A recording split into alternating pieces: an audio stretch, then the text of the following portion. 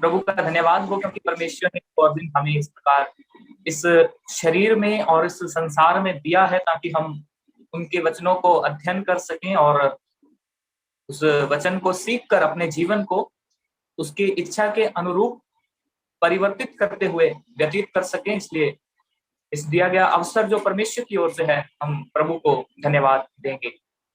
प्यारो, आज जो रात ही में एक जो दुखद घटना या दुखद एक समाचार जो हमें सुनने को मिला है, प्रियंकल टी जोसेफ के वाइफ आंटी वत्समा आंटी जो प्रभु की उपस्थिति में महिमा में प्रवेश कर चुके हैं। और इस दुखी परिवार के लिए, शोकित परिवार के लिए हम निरंतर अपनी प्रार्थनाओं में उन्हें उठाए रखें ताकि प्रभु उन्हें बल और हियाव से भरपूर करे। दुख बिल्कुल है और इसमें कोई शंका नहीं, परंतु परमेश्वर का धन्यवाद हो कि दुख में भी हमें प्रभु ने आशा दी है। दुख है परंतु निराशा नहीं है, परंतु आशा यह है कि एक दिन प्रभु हमें उस महिमा में आगमन के समय में उनके साथ फिर से मिलने का अवसर देगा। तो ये एक प्रार्थना का विषय है जो हम अपने व्यक्तिगत प्रार्थनाओं में उन्हें उठाए रखें।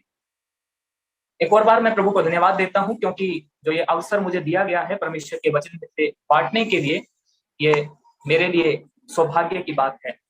प्यारो, जिस विषय को हमने पिछले सप्ताह शुरू किया था या हम कई समय से, कई क्लासेस से उस पर अध्ययन करते आ रहे हैं, वो विषय का नाम है प्रार्थना पर एक झलक। और हम रूपरेखा के रूप में पत्रियों को अध्ययन करते हुए आगे बढ़ रहे हैं।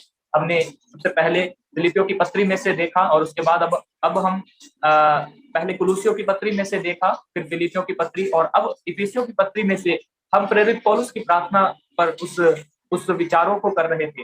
और पिछले सप्ताह जिन बातों को मैंने आपके साथ शेयर किया था वो बताते हुए, जो आज पहली बार इस सब्जेक्ट को सुन रहे हैं उनके लिए मैं केवल एक रूपरेखा के रूप में बताते हुए आगे बढ़ूंगा।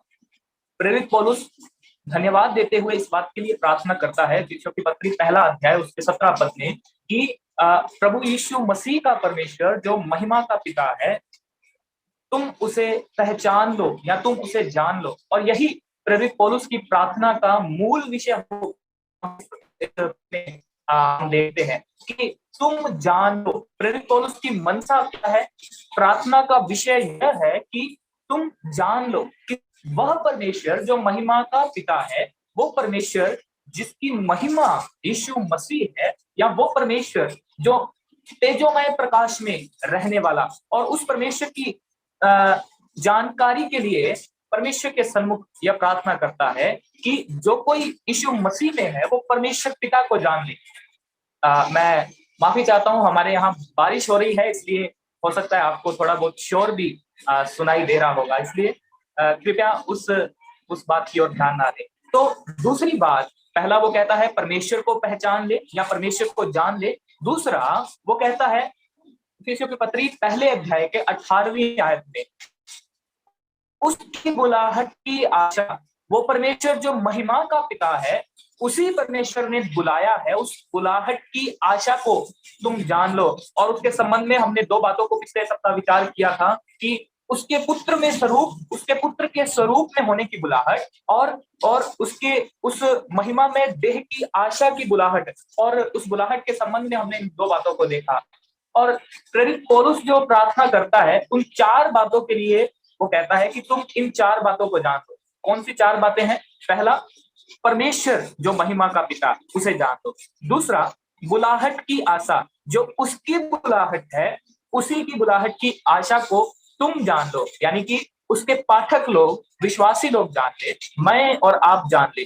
तीसरा वो कहता है कि उसकी मिरास की महिमा का धन, पवित्र लोगों में उसकी मिरास की महिमा का धन क्या है या कैसा है, उसको तुम जान लो। और चौथी और आखिरी बात वो कहता है, वो परमेश्वर जो महिमा का पिता है उसकी महान सामर्थ्य जो विश्वास करने वालों में कार्यकारी होती है, उसको जान दो। आइए हम आज इसके तीसरे और चौथे पॉइंट को, जो दिया गया समय है, उसमें कवर करने के लिए कोशिश करेंगे। तो सबसे पहले इसके 18 पद को हम पढ़ लेंगे। इफिसियों की पत्री पहला अध्याय उसका 18 पद, जहां पर प्रेरित पौलुस इस प्रकार कहता है, और तुम्हारे मन की आंखें ज्योतिर्मय हो कि तुम जान लो कि उसकी बुलाहट की आशा क्या है। आगे, और पवित्र लोगों में उसकी मीरास की महिमा का धन कैसा है। उसकी मीरास की महिमा का धन कैसा है। यारो, ये जो मीरास जो शब्द है, इसका इंग्लिश में जो अनुवाद आया है वो है इनहेरिटेंस। और ग्रीक में जो मूल भाषा जिसमें बाइबल लिखा गया था, यदि हम उस भाषा के उस शब्द को देखें तो वहां पर जो शब्द लिया गया है वो है क्लेरेनोमिया। एक इस प्रकार का, यदि मेरा यूनानी अनुवाद सही हो, उस प्रकार क्लेरेनोमिया शब्द इस्तेमाल किया गया है। और उस शब्द का जो शाब्दिक अर्थ यदि हम देखें तो एक प्रकार कहने से उसका शाब्दिक अर्थ है मालिकाना हक की प्राप्ति होना, या एक विशेष पदवी को प्राप्त करना। रिसीव ए हाई पोजीशन, एक ऐसा स्थान जो जिसके हम योग्य ना थे, उस स्थान को, उस पदवी को हमें मिल जाना, वो है इस विराट शब्द के मूल भाषा के शब्द का अर्थ। और अगर हम इसके परिभाषा को देखें तो दुनियावी दृष्टिकोण से हम सब इससे वाकिफ हैं। और यदि हम कहें कि विरासत, ये हमारे लिए एक जाना पहचाना शब्द है, विरासत। और विरासत के संबंध में जब हम बात करते हैं तो हम सब जानते हैं जो पिता की जायदाद है वो उसके पुत्र की संपत्ति है। और उसी बात को प्रेरित पौलुस कहता है, उसकी मिरास जो कुछ परमेश्वर पिता का है, उसका मालिकाना हक जो है वो हमें दिया गया है। और उसकी जो महिमा है, उसकी जो महिमा का धन, उसकी जो महिमा का उसका वैभव जो है वो कैसा महान है, उस बात को तुम जान लो। इस प्रकार प्रेरित पौलुस प्रार्थना करता है। तो तीसरे बिंदु में हम देखते हैं कि उसकी प्रार्थना का विषय यही है, उसकी मिरास की महिमा के धन को पहचान ले। आइए हम देखेंगे कि उसकी मिरास या विरासत या परमेश्वर की जो जायदाद है वो कैसी है। आइए इफिसियों की पत्री के पहले अध्याय की 13 और 14 पद को जब हम पढ़ते हैं तो वहां पर हमें इस बात से परिचय होता है, या इस बात की जानकारी होती है कि ये जो परमेश्वर द्वारा दी जाने वाली जायदाद है, जो संपत्ति या विरासत जो है वो क्या है, वो प्रमाण सहित है। वो नहीं है बल्कि प्रमाण सहित है। और प्रेरित पौलुस जब आत्मा से उभारे जाकर लिखता है तो उस उद्धार के संबंध में क्या कहता है, 13 और 14 पद को आप अपने बाइबलों में देखें। वहां पर लिखा है, और उसी में तुम पर भी जब तुमने सत्य का वचन सुना जो तुम्हारे उद्धार का सुसमाचार है, और जिस पर तुमने विश्वास किया, प्रतिज्ञा किए हुए पवित्र आत्मा की छाप लगी। प्रतिज्ञा किए हुए पवित्र आत्मा की छाप लगी। ये जो छाप जो है उस जमाने का शब्द है जब राजा लोग अपने अंगूठी से या अपनी मोहर से किसी एक ऐसे इंपॉर्टेंट डॉक्यूमेंट पर अपनी छाप देते थे, उस प्रकार का उपयोग इस छाप शब्द का है। तो परमेश्वर का उद्धार का सुसमाचार, हमारे आत्मा के छुटकारे, पाप की रिहाई से, शैतान की गुलामी से और इस संसार की सड़ाहट से छूट जाने का प्रमाण क्या है, वो है परमेश्वर के द्वारा दिया गया पवित्र आत्मा की छाप। और 14वें पद में लिखा है, वह के छुटकारे के लिए। वह कौन? वो पवित्र आत्मा जो हमारे लिए छाप के रूप में है, या वो छाप जो हम पर लगी है, उसके मोल लिए हुओं के छुटकारे के लिए हमारी मिरास का बयाना है। तो यहाँ पर वो प्रमाण हमें मिलता है, मिरास का बयाना। और उसी मिरास के बारे में प्रेरित पौलुस परमेश्वर से विनती करता है कि हे प्रभु, वो मिरास जो महान है उसके बारे में अपने लोगों को ज्ञान और प्रकाश का आत्मा दे, उनके मन की आंखें ज्योतिर्मय हो कि वो पहचान ले परमेश्वर कैसा है, कि वो इस बात को जान ले कि परमेश्वर जिस जायदाद को दे रहा है वो कैसी अगम्य है। यारो, इस संसार की संपत्ति, धन, वैभव, नाम, ऐश्वर्य यहीं पर समाप्त हो जाएगा, परंतु एक जायदाद कभी समाप्त नहीं होगी, और वो है परमेश्वर की संपत्ति, परमेश्वर की विरासत, तो हमें ज्ञान रूप में या प्रमाण के रूप में हमें दिया गया। तो पहली बात, वो मिरास कैसी है? वो प्रमाण सहित है। दूसरी बात, हम इब्रानियों की पत्री 9वें अध्याय के 15 पद में पढ़ते हैं, जहां पर उस मिरास के बारे में एक और गुण लिखा है। इब्रानियों की पत्री 9वां अध्याय और उसके जब 15वें पद को पढ़ते हैं तो वहां पर नई वाचा का मध्यस्थ जो हमारा प्रभु यीशु मसीह है, उसके संबंध में कहते हुए लेखक इस प्रकार कहता है, इस कारण वह नई वाचा का मध्यस्थ है, ताकि उसकी मृत्यु के द्वारा जो पहली वाचा के समय के अपराधों से छुटकारा पाने के लिए हुई है, बुलाए हुए लोग प्रतिज्ञा के अनुसार मिरास को, यहां पर लिखा है, अनंत मिरास को प्राप्त करें। परमेश्वर का धन्यवाद हो कि वो मिरास कभी समाप्त नहीं होगी। उदाहरण के तौर पर अगर हम इस संसार कौन से देखें, मान लीजिए किसी एक पिता का बहुत अच्छा बिजनेस है और उसके पास इतना धन है कि उसके लोग भी बैठकर खाएं तो समाप्त नहीं होगा, परंतु एक यहाँ का जो धन है उसमें एक सीमा है, उसकी एक लिमिटेशन है, उसकी समाप्ति हो जाती है, चाहे वो 2 पीढ़ियों के बाद क्यों ना हो, 10 पीढ़ियों के बाद क्यों ना हो। परंतु परमेश्वर जिस मिरास हमें दे रहा है, ये कैसी है?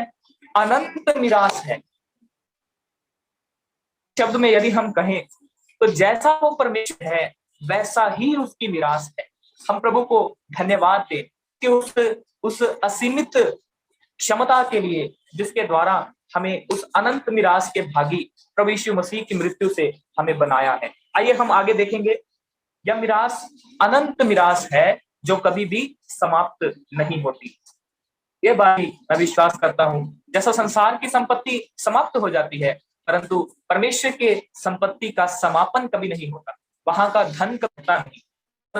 एक बात और है, वो धन ऐसा नहीं है कि सोना और चांदी, परंतु वो एक ऐसा धन है जिसे हम अपने इस भाषा के शब्दों की सीमा में हम सीमित नहीं कर सकते।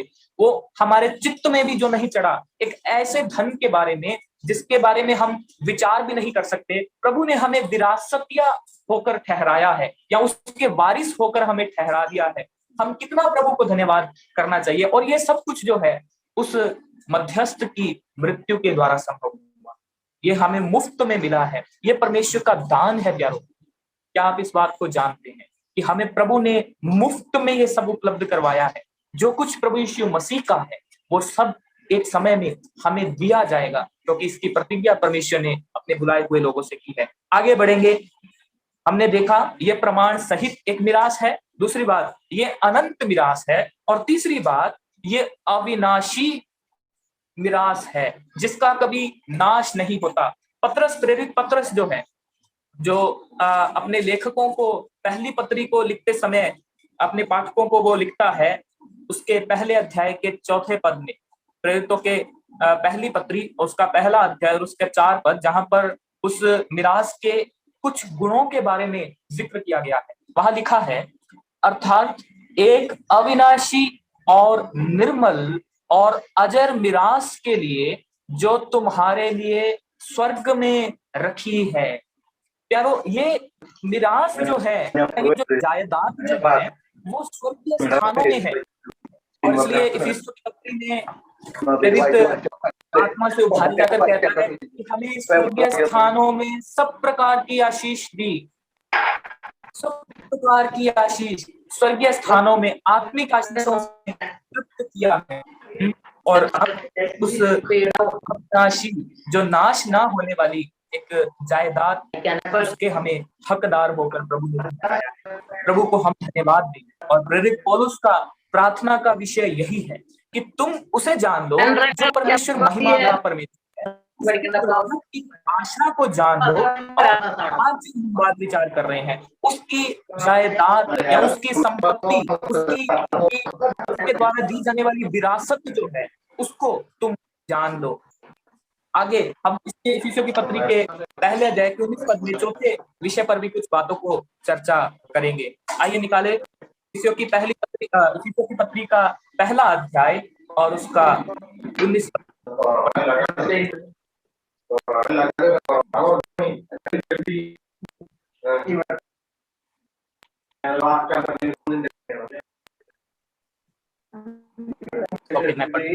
यहाँ पर इस प्रकार लिखा है,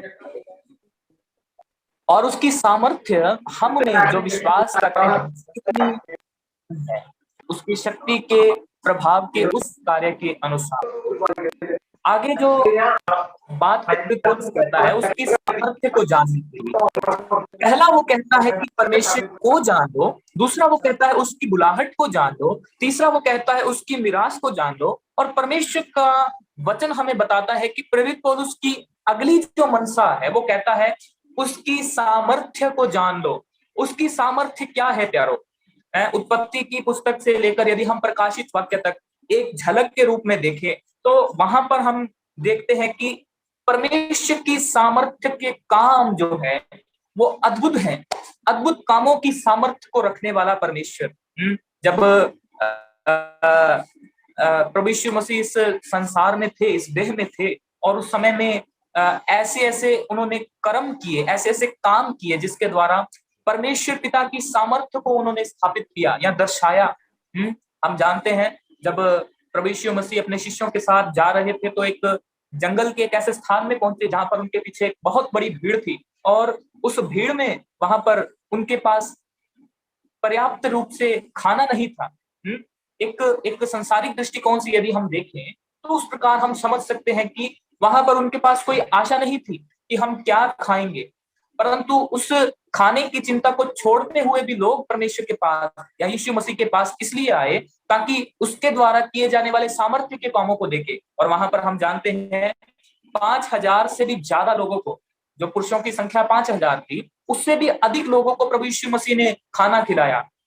जब लाजर जो है प्रभु यीशु मसीह का प्रिय मित्र, जो जो परमेश्वर की महिमा को दर्शाने के लिए उस बीमारी के कारण मर गया था, वहां पर लाजर के उस बहन से प्रभु यीशु मसीह इस प्रकार कहते हैं, यदि तू विश्वास करे, यदि तू विश्वास करे तो परमेश्वर की महिमा को देखेगी। प्यारो, उस समय में हम जानते हैं लाजर को प्रभु यीशु मसीह ने बड़े शब्द से पुकार कर कहा, हे लाजर बाहर आ, और वो कफन में लिपटा हुआ बाहर आया। उसकी सामर्थ्य के काम, जन्म के अंधे को हम देखते हैं यूहन्ना समाचार 9वें अध्याय में, जहां पर वो बचपन से लेकर पैदाइश जो है वो अंधा हुआ था। जन्म के अंधे को प्रभु यीशु मसीह ने आंखें दी।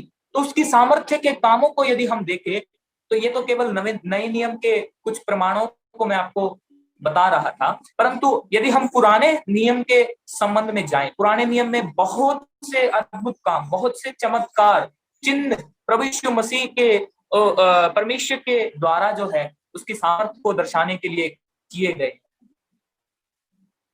प्रेरित पौलुस बनने से पहले वो क्या था? वो शाऊल था। हम जानते हैं इस बात को, परंतु फिर भी मैं इस बात को आपको फिर से स्मरण दिलाना चाहता हूं। एक जीवन को बदल देने की सामर्थ्य रखने वाला, मैं और आप या मनुष्य किसी के स्वभाव को या किसी की एक आदत को भी नहीं बदल सकता, परंतु प्रभु यीशु मसीह के पास, परमेश्वर पिता के पास ऐसी सामर्थ्य है, ऐसा अनुग्रह, ऐसी दया है जिसके द्वारा एक मनुष्य के संपूर्ण चाल चलन जो है वो पूरी रीति से बदल जाते हैं। प्रभु को हम धन्यवाद दें। प्रियो, अपने जीवन में हम देखें, हमारा जीवन प्रभु की सामर्थ्य का या उसके सामर्थ्य के कामों का एक एक एक प्रमाण होकर हम देखते हैं, एक चिन्ह होकर हम देखते हैं। आज से 5 साल पहले हमारा जीवन कैसा था? आप अपने बारे में सोच कर देखें। आज से 10 साल पहले मैं कैसा था? मैं अपने विषय में सोच कर देखें। अमृतपाल आज से 5 साल पहले कैसा था? परंतु परमेश्वर ऐसा परमेश्वर है जो सामर्थी है, और इसलिए इफिसियों की पत्री के 3 अध्याय के 20 पद में जब प्रेरित कहता है, परमेश्वर पिता को इस प्रकार संबोधित करते हुए कहता है कि अब जो ऐसा सामर्थी है कि हमारी विनती और समझ से कहीं अधिक काम कर सकता है, तो उसकी सामर्थ्य की कोई सीमा नहीं है। असीमित परमेश्वर की असीमित सामर्थ्य, और उस सामर्थ्य को पहचानने के लिए प्रेरित पौलुस कहता है जो केवल विश्वास करने वालों में कार्यकारी होती है, उस सामर्थ्य को प्रेरित पौलुस कहता है कि हे प्रभु, आप उस सामर्थ्य को पहचानने के, उसकी उस परमेश्वर की महिमा को, उसके प्रकाश के तेजोमय स्वरूप को पहचानने के लिए आप अपने लोगों की मन की आंखों को ज्योतिर्मय करे, उनके उनके मनों में उस ज्ञान और प्रकाश के आत्मा को आप भरपूरी से, जिससे वो जान ले, क्या जान ले, कि परमेश्वर कैसा महान है और उसकी सामर्थ्य कितनी महान है। और उस सामर्थ्य के बारे में एक बात मैं बताकर अपने इस संदेश को यहाँ समाप्त करना चाहता हूँ, और वो क्या है, इसके 20 पद में लिखा है, मृतकों में से जिला उठने की सामर्थ्य है।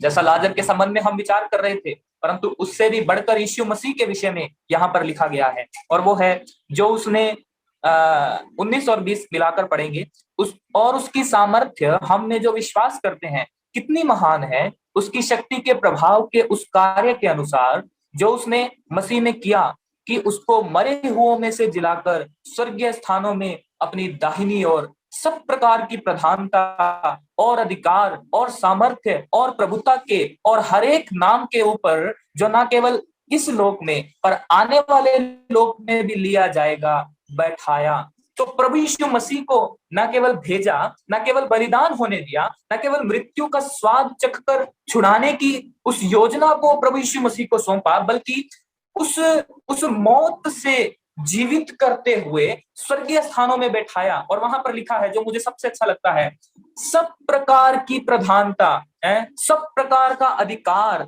सब प्रकार की सामर्थ्य, सब प्रकार का प्रभुत्व, हर एक नाम के ऊपर एक ऐसा नाम दिया, जैसा फिलिपियो 2 अध्याय में लिखा है, शायद उसका 11वां पद, वहां पर ऐसा लिखा है कि उसे वह नाम दिया जो सब नामों में श्रेष्ठ है। प्यारो, ये है हमारे प्रभु यीशु मसीह के वैभव, उसकी सामर्थ्य, हमारे महिमा के परमेश्वर या महिमामय परमेश्वर के सामर्थ्य के काम।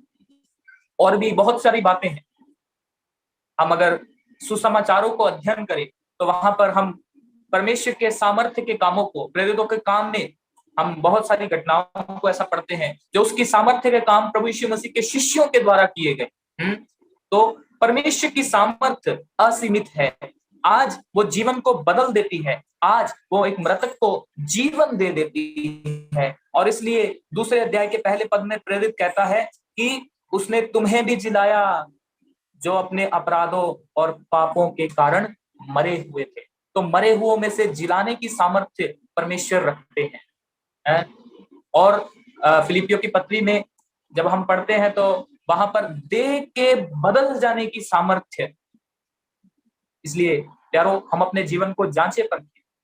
परमेश्वर हम में अपनी सामर्थ्य को प्रकट करना चाहते हैं। हम में उस मिरास की प्रमाण को दिया गया है, हम में उस अविनाशी मिरास को प्रभु ने दिया है। उसकी बुलाहट के लिए हमें बुलाया है, उसकी महिमा के कामों के लिए हमें चुन लिया गया। और ये सब कुछ रोमियो 8 का 29 और 30 आप पढ़िएगा, वहां पर लिखा है, जगत की उत्पत्ति से भी पहले मसीह में हमें इन सब के चुना गया। यदि हमें कोई मुफ्त में 20 रुपए, 50, 100 रुपए दे दे तो हम उसके बहुत आभार प्रकट करते हैं। जो यीशु मसीह ने हमें अपनी मृत्यु के द्वारा हमें दिया है, तो उसे शब्दों समाप्त नहीं कर पाएंगे। हम अपने उस सीमित ज्ञान में उसे इकट्ठा नहीं कर पाएंगे। यह परमेश्वर का अनुग्रह हमें समझाता है। और उस मिरास के बदले में हमें कितना प्रभु को धन्यवाद देना चाहिए, हमें कितना उसके प्रति आभारी रहना चाहिए। आज का यही संदेश है। उसने अपनी उसकी मिरास के लिए हमें ठहराया है। वो मिरास जो प्रमाण सहित अनंत और अविनाशी है, जो स्वर्ग की मिरास है, और उसकी सामर्थ्य के कामों को हम में होकर प्रभु देखना चाहते हैं या हमारे द्वारा करवाना चाहते हैं। परंतु यहाँ पर एक सवाल के साथ मैं समाप्त करूं, क्या हम उसके प्रभुत्व को स्वीकार करते हुए स्वयं समर्पण करने के लिए तैयार हैं? क्या हम ऐसा कहने के लिए तैयार हैं, हाँ हे प्रभु, आप अपनी सामर्थ्य के कामों को मुझ में प्रकट करें, मैं अपना जीवन तुझे सौंपता। प्रभु आज ऐसे सेवकों को ढूंढ रहे हैं, प्रभु आज ऐसे सेवकों को बुला रहे हैं। प्यारो, हम अपने अपने जीवन को जांचे परखे और प्रभु को अपना जीवन दे। प्रभु इस संदेश के द्वारा हम सबको अनुग्रह और आशीष दे, और प्रभु के धन्य नाम की महिमा सदा बनी रहे। हम भी प्रेरित पौलुस के समान प्रार्थना करने वाले प्रभु मेरे प्रिय भाई को, मेरे प्रिय बहन को ज्ञान और प्रकाश का आत्मा दे, ताकि वो जान ले। प्रभु इस संदेश के द्वारा आशीष दे। आप सबों को धीरज के साथ आपने सुना, इसलिए प्रभु को और आप सबों को धन्यवाद। प्रभु यीशु मसीह के नाम में जय मसीह।